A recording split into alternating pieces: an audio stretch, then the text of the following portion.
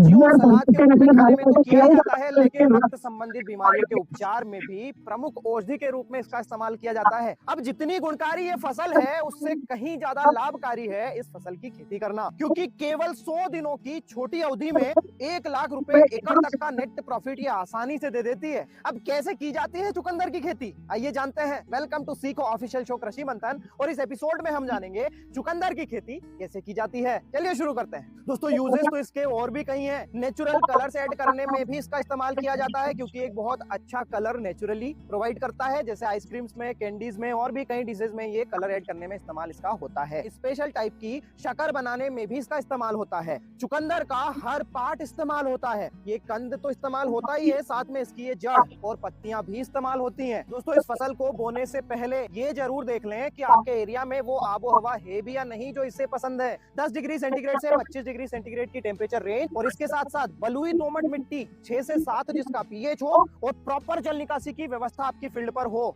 तो अधिकतम उत्पादन अच्छी क्वालिटी के साथ में लिया जा सकता है। इस क्रॉप का औसतन 100 दिन की अवधि में ये क्रॉप आ जाती है, डिपेंड करता है टेम्परेचर कंडीशंस पर। इस फसल की बुआई के सटीक समय की अगर बात करें तो सितंबर और अक्टूबर के महीने में इसकी बुआई की जा सकती है, और जनवरी और फरवरी महीने में भी बुआई की जा सकती है। ये ध्यान रहे, 16 डिग्री सेंटीग्रेड का तापमान अनुकूल है अधिकतम जर्मिनेशन के लिए। इस फसल के लिए खेत की तैयारी की अगर बात करें तो सबसे पहले गहरी जुताई प्लाऊ से करवाए, क्योंकि कंद वर्गीय फसल है, ये जमीन के अंदर ग्रो करती है। जरूरी है कि सॉइल स्ट्रक्चर भुरभुरा हो। डबल रोटावेटर करें, उसके बाद क्यारियां बनाकर आप बुआई कर सकते हैं, जैसे आप यहाँ पर देख रहे हैं 3.5 फीट चौड़ी क्यारियां बनी हुई है, या फिर रेज्ड बेड पर भी आप बुआई कर सकते हैं। बेहतर है कि आप क्यारियां बनाकर छिड़काव विधि से बुआई करें, क्योंकि ये कम लागत वाली मेथड है, और ऐसे में 3 किलो प्रति एकड़ आपको बीज की रिक्वायरमेंट होगी। बेसल में 4 ट्रॉली गोबर खाद अगर है तो ज्यादा बेहतर है। दोस्तों, सिंचाई प्रबंधन की अगर बात करें इस फसल में, तो बेस्ट मेथड है मिनी स्प्रिंकलर सिस्टम या फिर स्प्रिंकलर सिस्टम। 4 से 8 सिंचाई इस क्रॉप में लगती है टोटल, डिपेंड करता है सॉइल कंडीशंस के ऊपर। खाद प्रबंधन की अगर बात करें तो शुरुआत में बेसल के बाद में 1 महीने की अवस्था पर 1 बैग प्रति एकड़ के हिसाब से यूरिया आपको देना है। कंद जब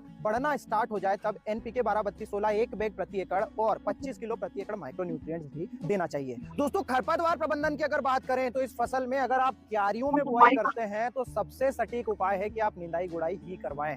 पूरी फसल अवधि के दौरान 2 बार निंदाई गुड़ाई करवाएं। दोस्तों, स्प्रे मैनेजमेंट की अगर बात करें इस फसल में, तो आपको बहुत ज्यादा टेंशन लेने की जरूरत नहीं है। केवल मच्छरों का अटैक इस पर होता है, उसके लिए 1 से 2 स्प्रे आप ले सकते हैं, और इसके अलावा शुरुआती अवस्था में आप फंगीसाइड अगर रूट्स में दे सके तो ज्यादा अच्छा है, अगर नहीं तो आप स्प्रे भी कर सकते हैं, ताकि जड़ संबंधित बीमारियां इसमें नहीं आए। फसल की खासियत यह है कि इसमें ऐसी बाउंडेशन नहीं है कि आपको इसी टाइम पर उखाड़ना है। जैसे ही औसत साइज आपको एक टेनिस बॉल के बराबर मिल जाए, जो आप ये देख रहे हैं, मान लीजिए 50% आपको 150 ग्राम का साइज दिखाई दे रहा है फील्ड पर, और रेट्स अच्छे चल रहे हैं, तो आप उन्हें उखाड़ लीजिए, बाकी रहने दीजिए, बाकी का साइज बाद में बढ़ जाएगा, प्रोडक्शन भी आपको बढ़ा हुआ मिलेगा। अब इतना कुछ करके क्या मिल जाता है इस क्रॉप से? 1 एकड़ से औसतन 150 क्विंटल का प्रोडक्शन मिल जाता है। 10 रुपए केजी के एवरेज होलसेल मार्केट रेट से भी देखते हैं तो भी 1.5 लाख रुपए की क्रॉप होती है।